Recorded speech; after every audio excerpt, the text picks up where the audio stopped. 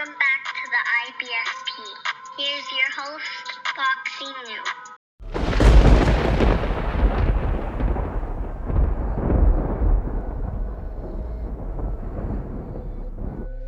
Welcome back, fight fans. Welcome back to another edition of Unbiased News with the IBFP, where we bring you all the top news stories, but with an unbiased perspective. Let's just break it down. And this is the rise of Spurman. And let's just break it down. We start with Errol Spence Jr. stating that Yordenis Ugas is a great fighter, but outside of hardcore fans, nobody knows him. And that's why he's simply not interested into a fight with Yordenis Ugas.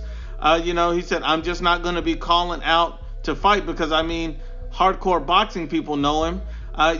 Once he gets there, once he gets behind me, then I'll turn around and we'll fight.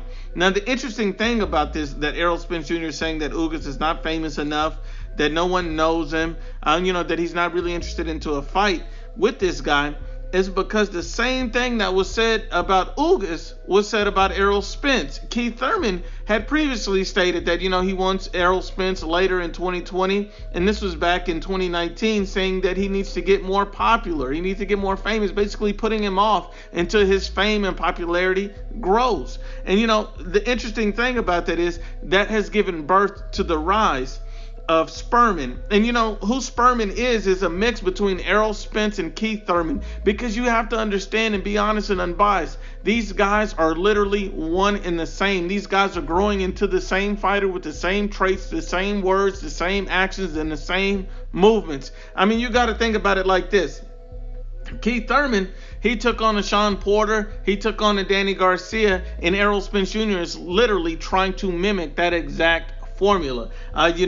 Even with the saying that he needs to get more popular, exactly what Keith Thurman told him. These guys are moving the same way. Keith Thurman and Errol Spence are the same. They have given birth to the rise of Spurman. Let's just be honest and unbiased. And then, when you look at it, you also see, how is Yordenis Ugas not even next? It doesn't make sense, honestly, because if we really look at it, Yordenis Ugas fought a title eliminator for the WBC against Omar Figueroa when he should have been next in line for the WBC world title shot, and somehow Danny Garcia gets that title shot. It doesn't make sense.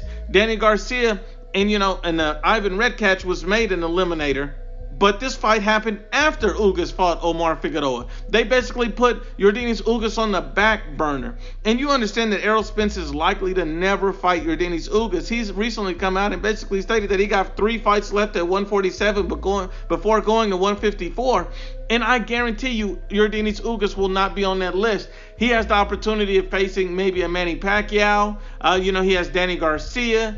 And then he could even do a Sean Porter rematch. And that's even on the outside possibility he would even take a Terrence Crawford fight. So at the end of the day, you could see Errol Spence Jr. going in many different directions and Yordenis Ugas never getting his title shot. Now, why would Errol Spence even be looking to avoid Yordenis Ugas? The reason why is simply because Yordenis Ugas takes away the only advantage that Errol Spence Jr. has at the welterweight division, and that's his size. Yordenis Ugas is a big, skilled welterweight, and Errol Spence Jr. just does not want to compete against that type of fighter. Because if you take away the one advantage he has, what can Errol Spence Jr. bring to the table? Yordenis Ugas arguably beat Sean Porter and dropped him, same as Errol Spence Jr. So I don't understand why Yordenis Ugas is being wrote off. He should be the mandatory right now. I don't understand why he's being put on the back burner. And the funny thing is, no one knew who Carlos Ocampo was, but just because he was the mandatory, Errol Spence Jr. went after him and said, hey, this is a guy I gotta fight. That should be the same energy with Yordenis Ugas, and he should be the mandatory. Let's just be honest, but let's just keep it going. And then we get to Anthony Joshua. Anthony Joshua, has been recently seen as, with the leg brace on. He's appearing injured, and that's causing a lot of concerns for his next fight against Kubrat Pulev. And, the word is that, Anthony Joshua came out and stated that respect for my supporters, concerned about my leg. I bust my knee running miles in the woods. The doc said that take all the weight off of it for 2 to 3 weeks. He's still training, still active, still punching. 2 weeks to go, then it's off. So it seems like a very minor injury. This is not something that's ever been a concern in the past, so it doesn't seem to be lingering. So I don't think that this should have any long-term effects on Anthony Joshua.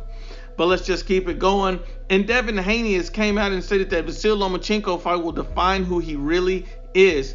And the funny thing about that with Devin Haney is he's only 21 years old. He has no wins against top 10 guys. And you know, we got to be real about it. Vasyl Lomachenko fighting Devin Haney will not define him. Because let me give you an example. Let's say Vasyl Lomachenko beats Devin Haney. Then they'll say he was too young. He was thrown in too fast. And that will be the excuse. The more reasonable fight for Devin Haney to somewhat define where he is right now is guys like Javier Fortuna, guys like Luke Campbell. You know, those are the fights that, you know, he should be getting ready for. Those are the fights that will more accurately define where he is as a fighter and his potential going forward. But once again, unbiased as always, it's the IBFP.